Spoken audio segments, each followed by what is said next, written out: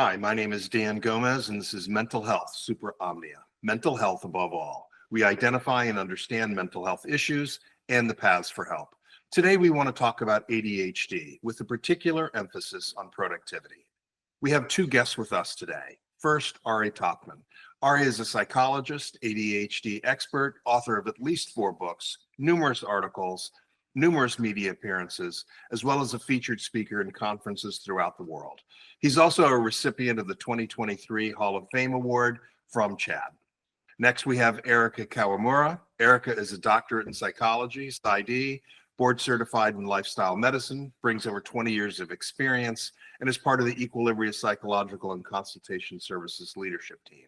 She provides therapy to adult clients to help them improve their well-being, lead more fulfilling lives, and work towards their personal goals.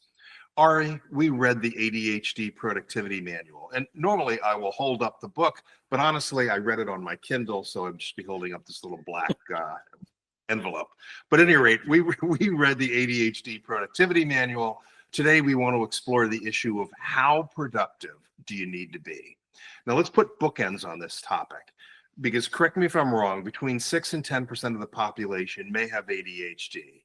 And that causes many to struggle and may even be coupled with more significant mental illnesses. But on the other end, you have business and sports stars who are thought to have ADHD that are literally at the top of their profession. So start us out. How productive do you need to be?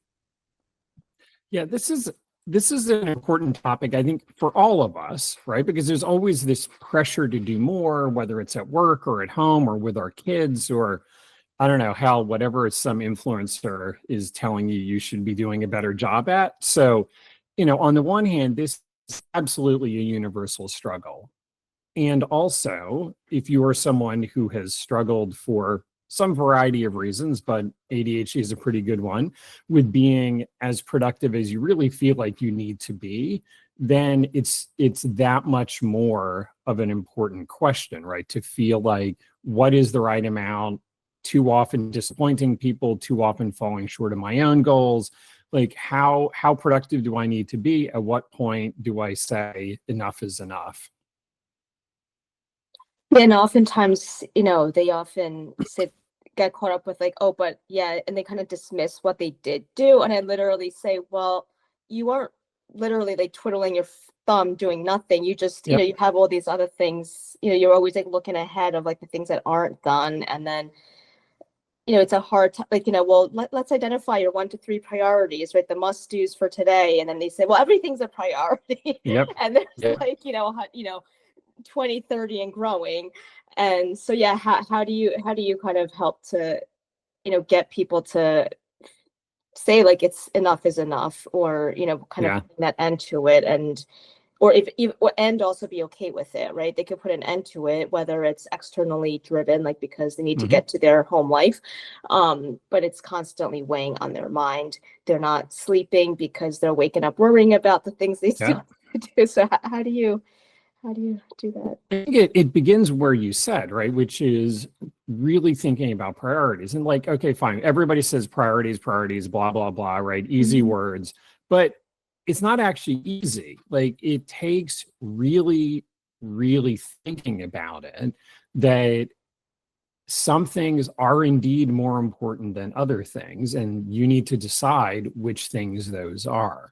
And the challenge of it, of course, is that too many things feel like a priority. And some of them are sort of internally driven, and as I said, some of them are externally driven by other people who have demands. And like, it's not unreasonable for people to have expectations of you.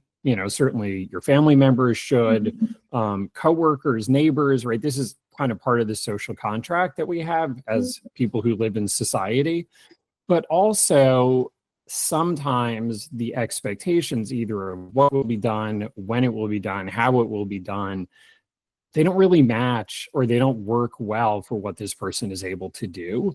And, I think often kind of times of transition can be rather revealing of what someone's real priorities are. So it's sort of like everything's important.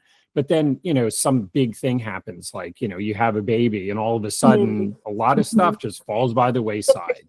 Or I don't know, you break your leg or you have surgery on your knee and now you're on crutches. And all of a sudden you figure out there are certain things that were nice, but I could actually live without it. So, so preferably, obviously, let's think about this without having to break our leg or whatever. And, sort of be intentional about really what is it that's most important to me? Where are the places that I can let some stuff go? But that sometimes also means both kind of tolerating a discomfort within ourselves and also tolerating possibly other people's discomfort. And do you feel like you have, kind of the technical term is the social capital, but do you feel like you have the ability to say, I'm sorry you're disappointed about this, but unfortunately, I'm still not going to do it? Mm-hmm. And then with people with ADHD, all the above, right, just makes it that much harder, whether it's like they lack the executive functioning skills to prioritize, manage interruptions, stay on task, all of that. And also the, because like, especially the undiagnosed people, right, that only have like this light bulb moment later in life as an adult, and they just learned how to compensate, and they carry this internal weight of, the low self-esteem, sometimes productivity, people tie productivity to self-worth, or just like not feeling enough or not feeling good enough. So yeah. And this is, obviously this is not 100% true, but this does also, if you're female and you have undiagnosed ADHD, you're more likely than men, and again, broad brushstroke, not always true, you're more likely to sort of take it on yourself to, I need to do this, I need to make it happen, that, I don't know, it's just girls and boys are socialized differently. So, so there can be more of that feeling of, I have to do this, I owe it to people. And there is an element of truth in that, in the sense that if you've tended to drop the ball too often, you tend to run late, you tend to forget stuff, you tend to generally kind of disappoint or frustrate people. There is some wisdom in, let me make it up to you, right? We need to keep balance in this relationship and a sense of fairness and whatever. So let me make it up to you. Like, that is the thing we all do, hopefully, except when it feels like kind of a chronic kind of a situation that you're always behind, you're always owing it to people, and therefore you can never ask for yourself. And I'm so glad you brought up that gender, again, very blanket statement, gender roles, because, I oftentimes see, there's like the high functioning ADHD, and then the people whose undiagnosed ADHD goes, really impacts like their career, academics, etc. So more of like the anxiety, high achiever, perfectionism, a lot of the women that I see, do tend to kind of do it all, and they're constantly spinning, overwhelmed.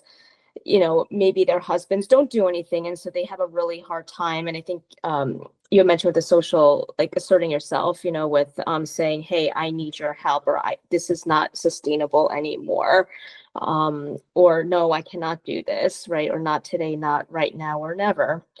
And that fear of disappointment, and and especially if we get into couples, it often, again, not always, but it often kind of breaks on gender lines, in the sense that in a heterosexual couple, if the female partner has ADHD, she's more likely to just kind of work twice as hard to basically fulfill gender role expectations, and that women are still more the caretaker and coordinator of the couple and of the family once kids show up. So, the guy will probably step up somewhat, fill in some of that gap, but not as much as the couple in the store where it's the guy who has ADHD. And in that case, the female partner steps up twice as much to fill in the gap, right? So Obviously, kind of fairness and workload and all of that is always a challenge in every couple to sort of find the right balance. And it's also very subjective, but nonetheless, when the guy's ADHD is not well managed, he's probably not doing all the things he should be doing as an equal partner in the relationship. And the female partner then tends to take it on and then feel kind of more exhausted, more depleted, more resentful, possibly more angry and controlling. The guy maybe gets more defensive because, like, it doesn't matter what I do, you're always mad. So, like, all of a sudden, all these complex interpersonal relationship dynamics begin to develop where neither partner is particularly, no one's loving either side of that. Right. And then it's to make matters worse when one of the partners, especially the male, like you said, the typical gender role male, does, just denies it or refuses to get help, and that just makes it 10 times worse. Or they just say, oh, it's my ADHD, I can't help it, sorry, and yep. And I think that's like what your book is about, where it's like, no, you don't have to kind of fall victim to the diagnoses or just the external demands directing your day-to-day life. And,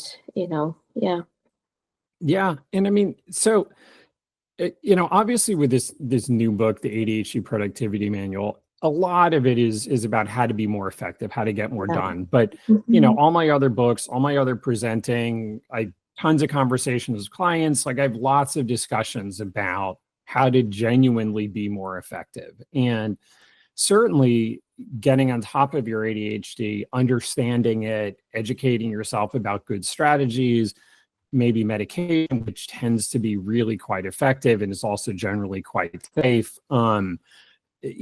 Getting enough sleep, maybe eating a bit better, maybe exercising a bit more, right? All of that stuff is going to make you more effective.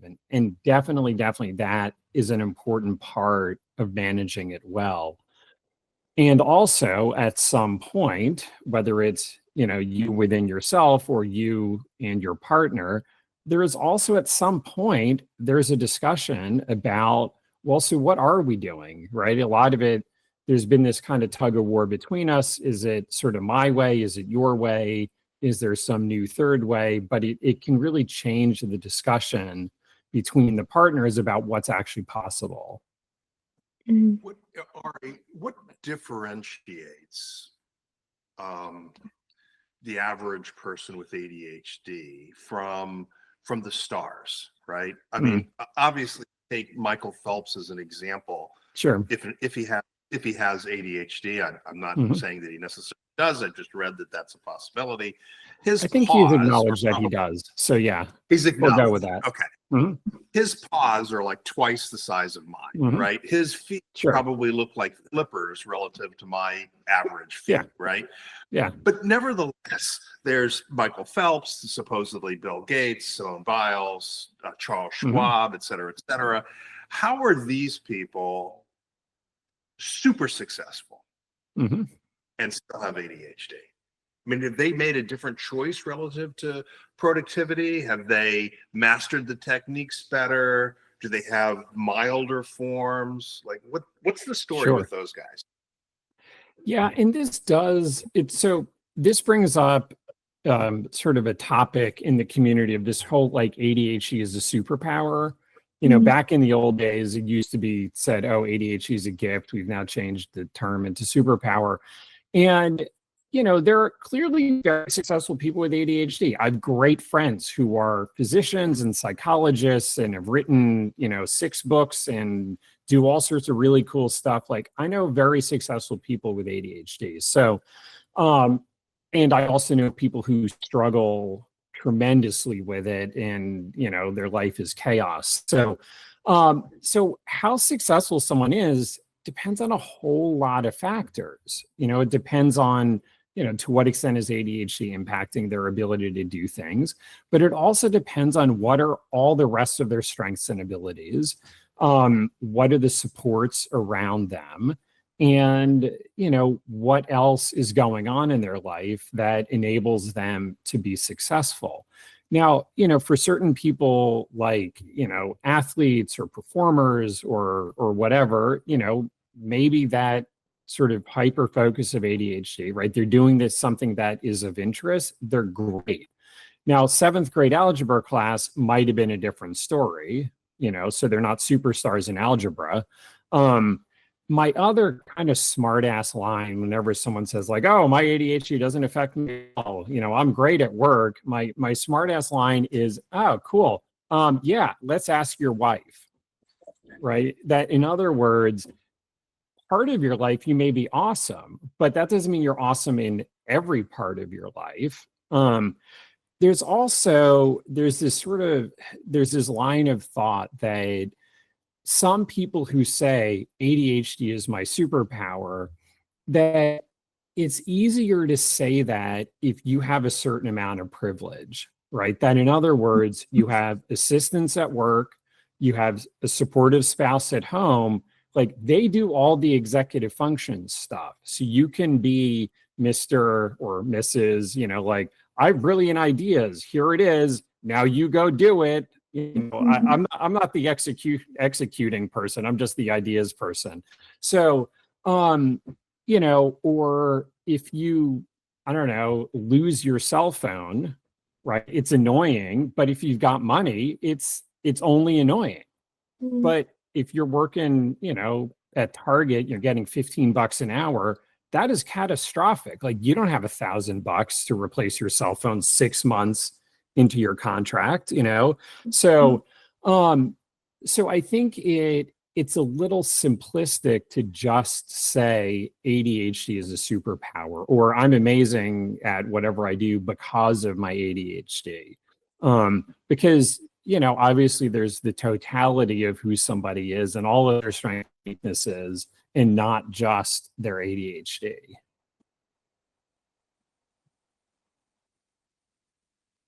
I think like your book, like all the questions at the end of each chapter, like really forces people to, because they're hard questions, like they're hard questions where they really make you be like, no, those are the lies, or like those are the, they really challenge you and I guess hold yourself accountable if people choose to write it down and things. But you did so all these strategies, like like you were saying, eat well, sleep well, do all this stuff, right? And I don't want to call it a joke, but the irony, right, is like the part of the ADHD people with ADHD is like, they can write your book, right? Like they know what to do. It's just the like they know what to do, they want to do it, but then they can't, or they just lose the motivation and and so I'm curious to hear more about that, and also the sleep thing is also interesting too, because what I see a lot with people with ADHD is like they tend to be night owls, and I don't know if that's just like a biological thing, genetic thing, like with their natural circadian rhythm, or if it's just more of the nature of like a lot of times I hear that the nighttime is when they finally get their stuff is finally done, right? Because they procrastinated all day, or that's just their quiet time, or if they get off work at like late at night, or let's say if they have like the second or third shift, they say like they can't just go straight to bed at 11 p.m. or midnight, right? So then they gotta like scroll, like do this stuff. So I guess like, and then rinse, repeat, right? And then they can't get up, they're groggy in the morning, and then right. So I guess I know I said a couple of things there, but yeah, and it is definitely true that folks with ADHD are often night owls, not always, but, and I don't know scientifically if it is, as you said, true circadian rhythm, that they just tend more to be night owls for some reason, or if it's more kind of lifestyle factors of, procrastinating early, or it's quiet at night so you can finally do what you need to do, or you finally get time to yourself. So, but it absolutely, I mean, sleep deprivation makes everybody worse. Like nobody is better when they're sleep deprived, and especially when it's pretty chronic sleep deprivation. So like that is often a point of intervention for me, or a thing that I'm kind of asking about or I'm looking for, because it absolutely makes everything harder. But also to be able to get enough sleep requires a bunch of things to have gone well. So it's both an end result and a cause.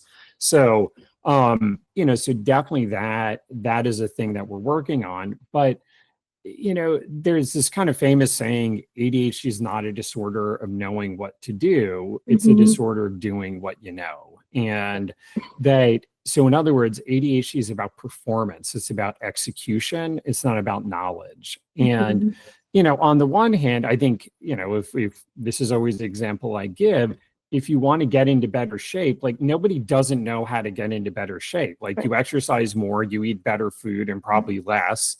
I mean, there's more nuance, obviously, but like that's it, right? That's it, not that complicated. But do it every day for 6 months, right? Now there's the hard part. So, kind of in the same way, folks with ADHD know like you should get places on time because it annoys people when you show up late. But to get somewhere on time means, well, first of all, that you remembered, oh, yeah, I've got that thing. I got to leave at 10. It also means that you are tracking time. So you're like, oh, look at that coming up on 10. I should probably get ready. It Mhm. might also mean before 10 that you actually remembered early enough. And now here I am getting ready. It might also mean that last night you remembered, oh, yeah, I have that thing. I got to leave at 10. So I shouldn't stay up till 3. Mhm. So, like, there's a lot of things that have to happen in order to actually hit the mark on this. So it's easy to list strategies that folks with ADHD could do, but part of why my book has 36 chapters and not 3 or 4 is there's a lot that goes into Mhm. actually hitting the mark. Also, if you've struggled with productivity, you can cut yourself some slack because, again, it is hard and there's a lot to consider. And you could do a bunch of things well, but all it takes is one of them to kind of derail you. Mhm. But I think it's just a matter of knowing where to look and knowing what to consider and knowing how to set yourself up for success beforehand, especially with ADHD, rather than counting on yourself to do the right thing in the moment. Yeah, and then I think a big thing is just, I find a lot of time talking about managing interruptions, like well-intentioned, they plan Mm, their day. Sometimes they can't even get to the planning day because you get, not yeah. necessarily distracted, self-distracted, but other Hmm. people distract them, and then they're like, I can't even do my planning time, and Yeah. so like, so yeah, so I just find that, and I think that's kind of like the part of your book, where the other part of your book where it's like, the goal is that you want people to feel good about themselves, do what they actually want to do and things. And I feel like that's a big challenge for a lot of my patients with ADHD, just because, they're great at crisis management, or, in quotes, Hmm. right? Like, Yep. oh, I have a question. Oh, can you do this for me? Hmm. Here's an email from work, a text from here. They just, they treat everything like a crisis. And I've had people say, like, I can't differentiate whether it's a crisis or not. Yeah. And so then what happens is, it's 5 p.m. Oh, crap, I didn't get it. I'm Hmm. so annoyed with all these people who keep annoying, who keep Yeah. distracting me. I'm doing their work, and then they're not doing their own. And then same thing, or other things come up, and then because then they have to play catch up, then they don't have time for self-care, go to the gym, do their hobbies, sleep, like we just talked about. Hmm. So I think that I really like how you also phrased it as like, the more effectively productive you are, then you'll have more Yeah. time, so it's like you're in the driver's seat of your life rather than the day and external demands directing your life, so Yeah. to speak. So, Yeah. Well, and it's a matter of being kind of like the examples you gave here are very sort of reactive. You yes. know, Mhm. something comes to me and I react to it, Mhm. as opposed to taking the time and frankly having a little bit of the sort of mental space to be able to actually be proactive, right? To pause, to think, to Mhm. decide these things are more important than those things, or here's what I'm doing with my day. So some of it is that of just having the breathing room in your schedule to Mhm. be able to like think it through. And as we began, to have some sense of clarity of like really what are your priorities, because that will drive Mhm. whether something gets a yes or a no. Um, but there's also the issue sort of in the moment, right? Say you get an email that is has some importance, right? It's not spam, certainly. So it has some importance. Then there's that moment of, do I click on this? Do I do this? Do I not do it? Do I mark it as unread? Because really there's another thing that's more important, right? That ability to sort of pause, to kind of put on the brakes for a moment and assess, is this the thing that is most important to do? Or a coworker comes to you and says, oh, hey, can I talk to you about this thing? Right? Like, can you, I don't know, maybe, or not. I don't know. Like, is this actually worthwhile? So to be able to judge whether you say yes or no, ideally you pause, you think about, okay, what are they asking me about? How important is it to me? Right? How important is it to them? Wait a second, what else? What am I working on? What do I need to get done? What time is it? How much more time do I have? What else is going on? Right? Like, all of that ideally happens in kind of the flash of a moment. And this primary struggle for folks with ADHD is it's harder for them to sort of jam on the brakes for that flash of a moment and to then consider what to do, or in more technical terms, to sort of apply their executive functions into the moment, right? Or remember to use these skills. Yeah, right. Because if you just say, sure, yeah, what do you got? Right? If you just leap at it immediately, you're done. Like, you are committed to a course of action. And it's only later when they realize, like, damn it, I needed to prep for that meeting and now I'm not ready. I just talked to my coworker for 10 minutes about a thing that's totally not urgent. Like, I'm not ready for the meeting. Or I should have left 10 minutes ago. Or as you said, right, it's sort of like they did a whole bunch of things, but the day is done and they didn't do any of their things that they really needed to get done.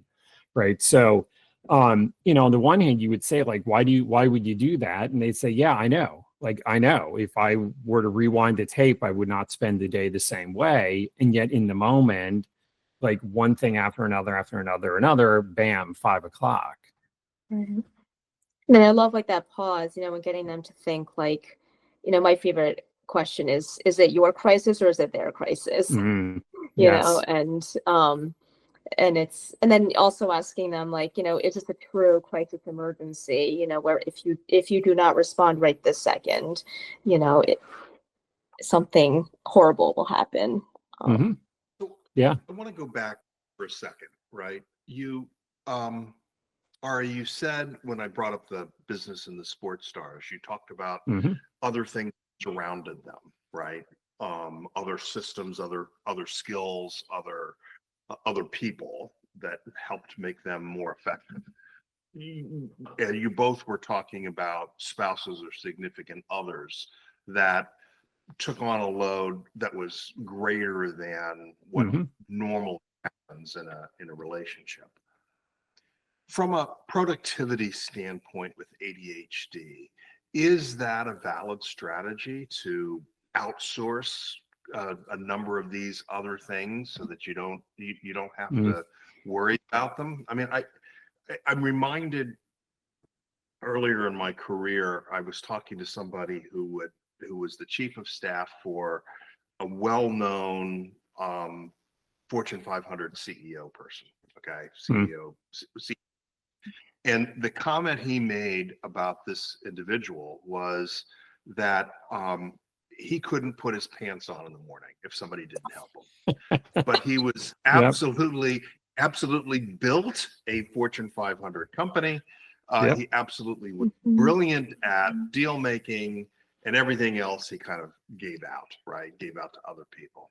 And in fact, the chief of staff was one of the people that he outsourced all of the little things in his life that he had to deal with. Okay, the neighbor complaining, the et cetera, et cetera, et cetera. Okay, so is that a strategy? I don't recall that being one of the 36 chapters. Hey, can you here's some outsourcing service so that you can get rid of this other stuff. Yeah. I mean, I have to make the assumption that this chief of staff had just absolutely killer executive functions, right? That this was someone who was totally on attentive. top of everything. Amazing focus, amazing memory, really organized, awesome planning skills. So, yeah, I mean, basically this guy became the CEO's external executive functions, and it clearly worked, right? Clearly the two of them were a great pair. So, in terms of this outsourcing, I'm going to say on the one hand, yes, but also with some caveats. So, on the one hand, I'm all in favor of giving away things you're not good at. So for this is like a simple example, but like I do a little bit of the simple stuff on my website, but seriously, I don't want to learn coding, not worth my time, don't care. Just make it work. And there's lots of other things in life also. Like I have an accountant, I have someone cut my hair because cutting my own seems like a poor choice. So like we do depend on other people all the time. I think the issue here is it has to feel fair in the relationship. And that's definitely true for your romantic partner, but it's frankly also true for coworkers. Does it feel like this works for both of us? Because if it's just a thing of like, oh, I'm bad at cooking, so honey, can you do also I kind of suck at laundry. Also, yeah, I really hate vacuuming, as it turns out. Don't really.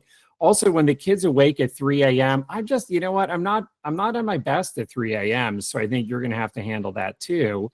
Like nobody's gonna take that deal. And if they do, they're gonna resent you, you're gonna pay for it some other way. So yes, let's be smart and intentional about what we take on. Let's be smart and intentional about how we set expectations. I'll cook these days, but let's all be clear, it's not going to be what you would have cooked. It'll be good enough, but it'll be different than what you would have made. But also, finding some way to do this, I don't know, do what you can. And maybe it's also a matter of selecting your environments, in the sense of like, this job is not a good fit for me because it hits on some things that are really weaknesses or just stuff I hate. So like that might be kind of the better option. Depending on, like that's easier said than done, but depending on what your options are. So that implies somebody has to be particularly self-aware as to what they're good about, and what they're good Yeah. at, and what they aren't. That's an interesting observation. I wonder how many people really are self-aware, aware enough that Mhm. they can say they don't want to do this type of job. I've heard people say that, Yeah. but I don't hear it as on a regular basis. Yeah. And it's sort of, so I think it's an important question because on the one hand, if there's a new diagnosis of ADHD and now you're trying new strategies and you're trying medication and, it's a whole new ballgame. Anything you knew before doesn't necessarily apply now, right? Or it's a moving target.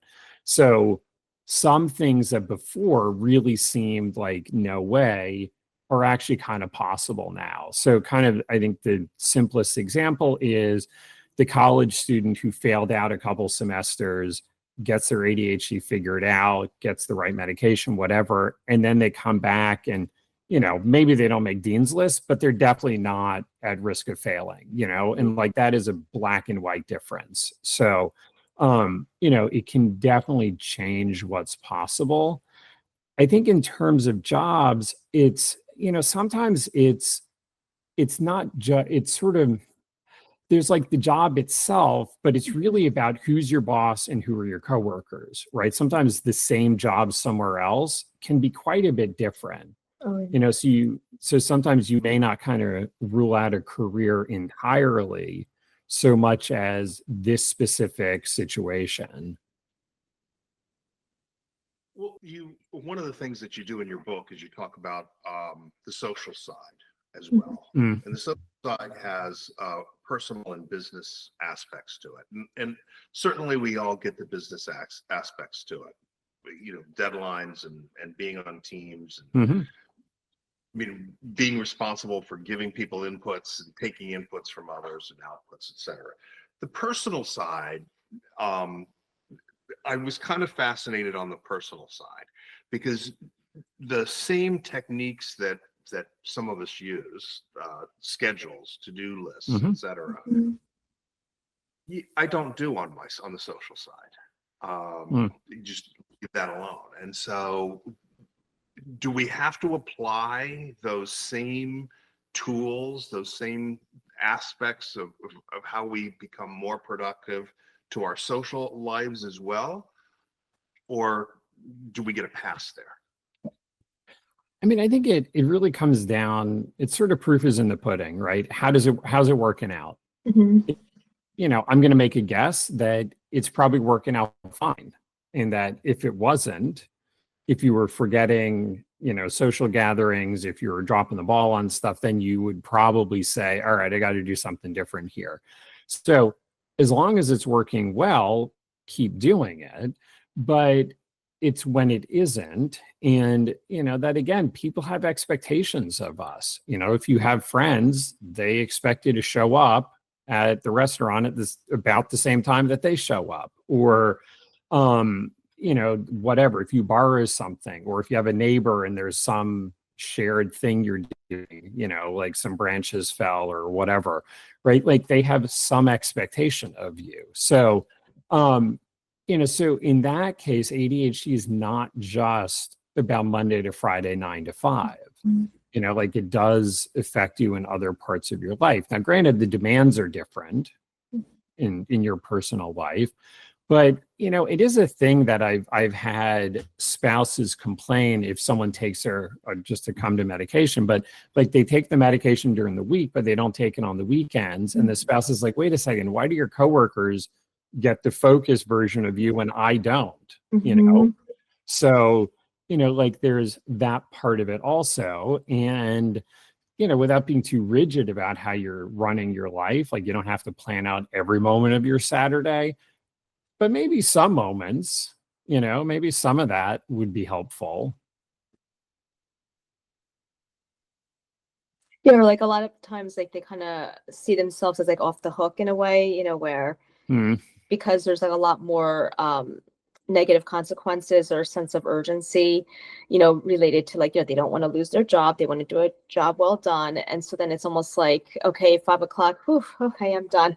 And, you know, and then it's just kind of like, whoa, wait a minute, right? Like, and then like they, you know, it's still chaotic, right, afterwards, Yeah. or they feel very scattered as well, like just the emotional impact of, you know, living with ADHD. They, you know, they oftentimes just feel overwhelmed, or the house stuff doesn't get prioritized, or house projects, you know, like you were saying, this, you know, the partners and things, the house projects left undone or not Yeah. started. And yeah.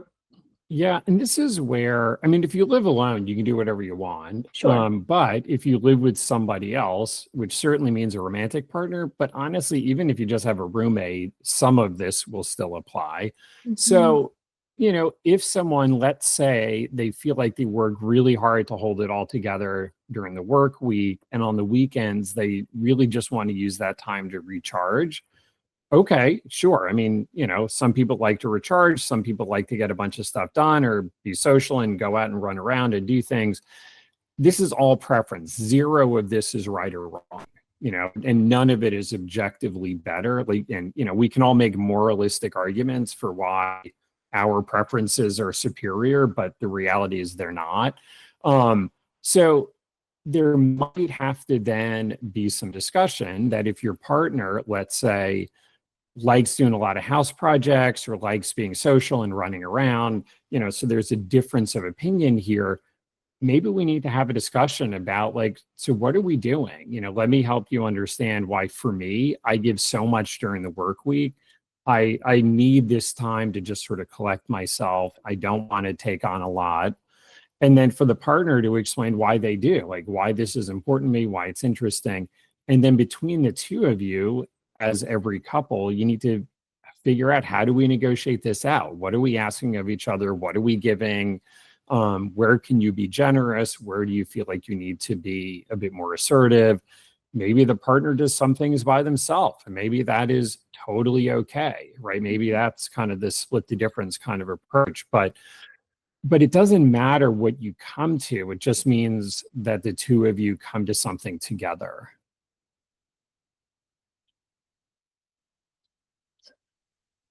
So when you think about undiagnosed ADHD, what, first of all, I'm sure both of you have seen in your practice people with undiagnosed ADHD in some way. So why is that undiagnosed? Is it because they haven't gone to the effort of getting it diagnosed? Is it because someone never said, you know, you really ought to get this checked out? Like what's the story there? Because I've got to imagine that if I have undiagnosed ADHD, it would probably be helpful in many regards to get the diagnosis so that I would then be focused in on the things that I needed to do to be more effective, to be happier, right? Hmm. So why is it there is so much undiagnosed ADHD? I think the big reason is we don't find what we don't look for. And if you're in your 20s, possibly if you're in your 30s, you were a kid during a time when teachers and pediatricians were really kind of thinking about and looking for ADHD. Now, it also helps if you had a bunch of the hyperactive impulsive symptoms, because everybody knows the kid who isn't sitting still, right? No mystery there. It also helps a bit if you're male. It also helps a bit if you're white and if you came from kind of a more affluent area. So like all these things will increase the likelihood of being diagnosed with ADHD. And conversely, if you're not any of those things, it's much more likely that you would sort of fly under the radar. Or alternatively, you know, other things would be diagnosed. And that could be kind of a misdiagnosis. So for example, instead of ADHD, it's diagnosed as, let's say, bipolar disorder or something, which it is not. Or anxiety. Or alternatively, it's a partial diagnosis, right? So if you have ADHD and you're not managing it well, it gives you a lot more to be anxious and depressed about, right? You're dropping more balls, it's more stressful, more people are mad at you, it feels more hopeless because it doesn't matter what you do, it doesn't get better. These are all great reasons to be anxious and depressed. So, you know, the clinician you're seeing then says, clearly anxiety and depression. I see it right there. Let's work on that. And, you know, somewhat improves, like I'm sure some of it is helpful, you know, the therapy, maybe an antidepressant, whatever, but it's never as effective as it could be. And it's just sort of like, well, you know, sometimes it just, you know, this is as good as it gets. Good luck to you. And then finally, at some point, ADHD comes up either in the patient's life or in the clinician's life, and they're like, oh, wait a second. Often for kind of adult folks who are, let's say, in their 40s or older, they get diagnosed through their kids, you know, because again, pediatricians and teachers are more on top of this whole ADHD thing. And, you know, the kid gets diagnosed, and because there's a lot of genetics to ADHD, one of the parents goes, oh, crap, that sounds familiar, right? So I call that the old 2-for-1 diagnosis. And it just sort of, or it just finally pops up. Someone saw some TikTok video and they're like, oh my God, that sounds like me. Also, by the way, there's a lot of TikTok videos that are total garbage and not at all helpful or accurate and whatever. That's a different podcast episode.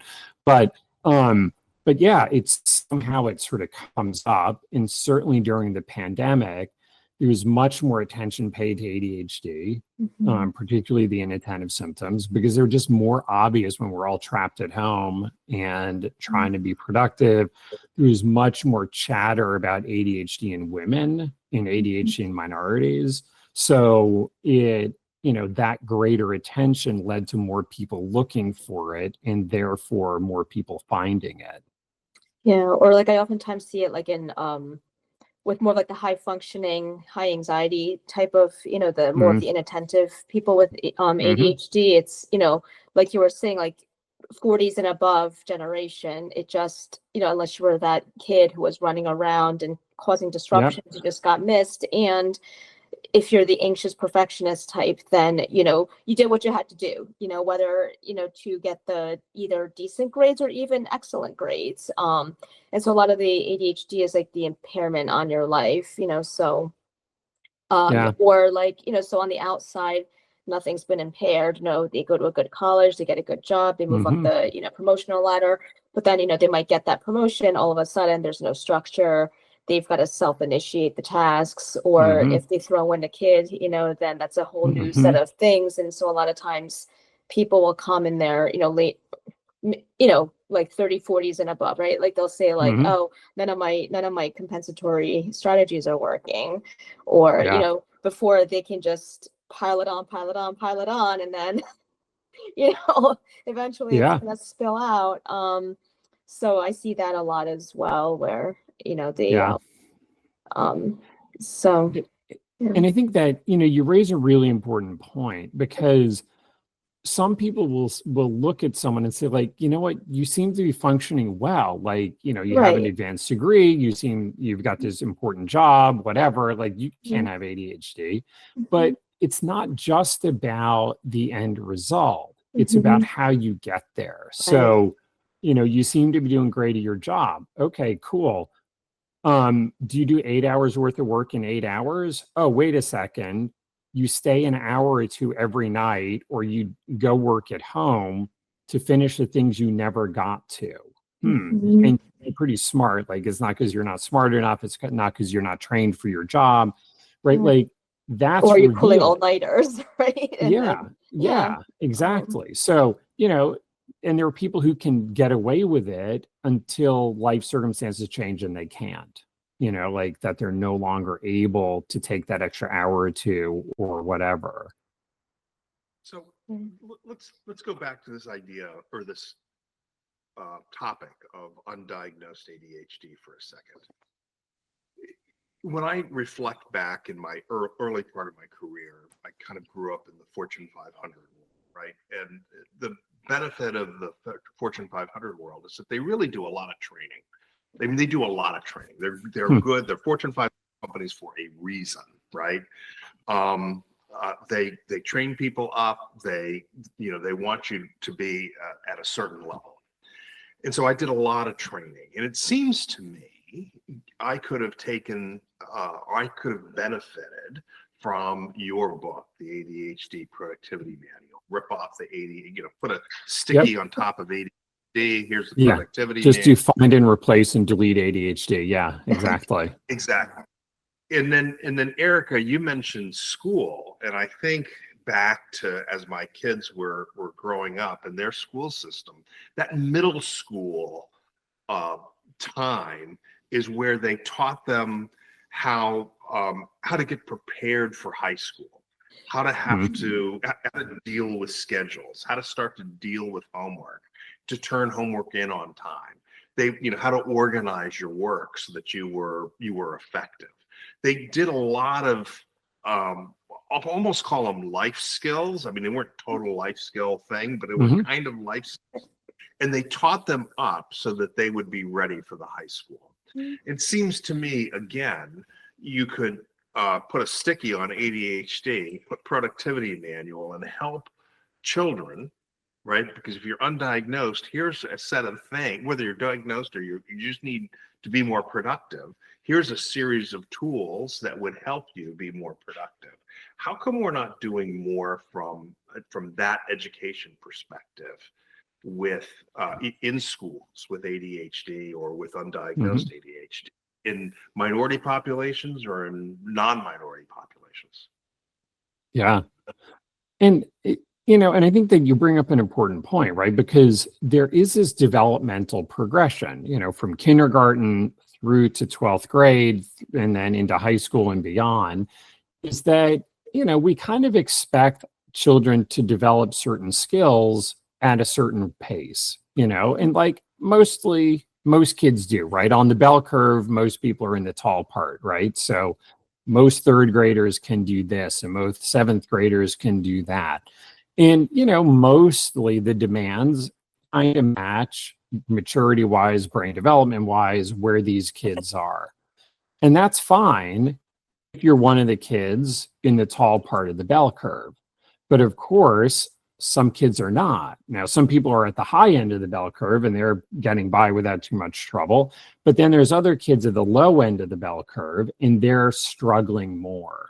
So, so first of all, experienced teachers are able to see, like, they know the kids that are at where every kid is.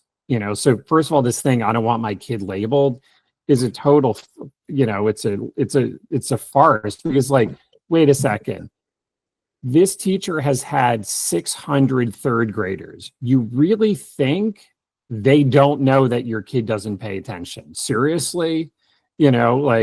So that's always sort of, and obviously I'm much, much nicer if I'm actually talking to a real parent about it. But it's also this thing that, like, don't worry, they already know. So, like, cat's out of the bag anyway, let's do something about it. But it doesn't mean then that it isn't helpful to explicitly teach some of these skills, right? Of, like, how do you keep track of homework, and how do you read something and extract the right information? How do you take notes? How do you plan a paper?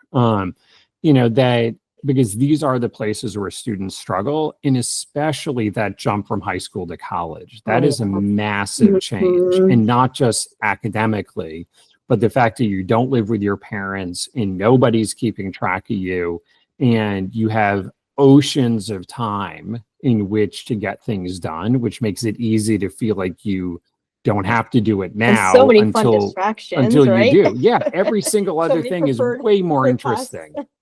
Yeah. So some 18-year-olds are ready, and some of them, for a variety of reasons, are not.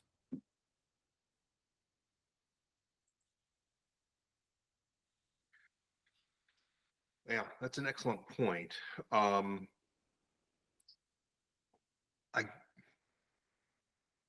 So who do you go to if you think there's an issue, right? Who do you go to? Clearly, if a teacher tells me, or if a spouse or my child tells me that that there may be an issue here, obviously people have gotten diagnosed as a result of that. But if I personally think that there may be an issue, or that I may need help, how do I get that help? Who do I go to? Do I go to friends? Do I go to my parents? Do I go to counselors of some sort? Do I go to therapists? How do I get that help? Yeah. I mean, I think it depends on the situation. I mean, some of it's about learning the skills, right? And maybe it is just a thing that, like, you're a smart guy, you never really had to study for a test. So, you don't know really how, and that you're fine until you're not. You get to a class where it actually requires real studying and you don't know how to do it. So, so maybe it's that you top out on your natural abilities, and then you figure out, like, okay, I need to somehow I need to learn these skills in some other ways. And you know what? Maybe that does it. Okay, I learned how to do it, done, good to go. But it's when you don't, right? Where it's sort of, things continue to be a struggle. You're not able to use the strategies that it seems like generally other people are able to use. Or as I say, you're too often you're getting by on smarts and charm, rather than just good systematic study skills, good habits, so you're using the smarts and compensate for the fact that you have terrible habits about getting things done. So, that's the place where you begin to worry that smarts and charm are not going to take you all the way. And this is one of those places where people often, like freshman year of college, or as they make that jump from middle school to high school, that all of a sudden the demands now exceed their natural abilities and things start breaking down. Interesting. I noticed the time. I want to make sure that we're respectful of everybody's time. Erica, I'd like to give you a minute to kind of summarize, tell us, anything that you need to, relative to ADHD and productivity. And then after that, we'll flip to Ari to give him the last word. Erica? Yeah, no, this is a great discussion about everything. And, I think just reminding everybody, like, at the end of the day, are you living for yourself or are you living for others? And, Mm, whether it's like for fear of disappointment, people pleasing, difficulty saying no to things. And then, when you start to see like your self-care and your well-being and all that being affected, time to put in some of these strategies from Ari's Productivity Manual. And again, a lot of, and just start with one thing, right? Don't be like, I'm going to do all these strategies and then you just like set yourself up to failure, right? yeah. Because that's another big one, like the crash and burn and doing all and nothing. But just pick one thing. Ari? I think what I would say is if you suspect that you or maybe someone else you care about has ADHD, if there's just too many struggles ongoing, this strategy works for a little bit and then it doesn't, and that strategy works for a little bit and then it doesn't. If you just sort of feel like you've been working too hard for what you're accomplishing, that might be a time to consider ADHD, especially if there's people in your family tree who either have been diagnosed or you would bet $50 have ADHD. It's all the more reason to really consider it. So, see a professional, a clinician who understands ADHD, can spend the time getting it right. So filling out a couple online rating scales, not enough. Spending $5,000 on a neuropsychological battery, too big, not helpful, not a fan.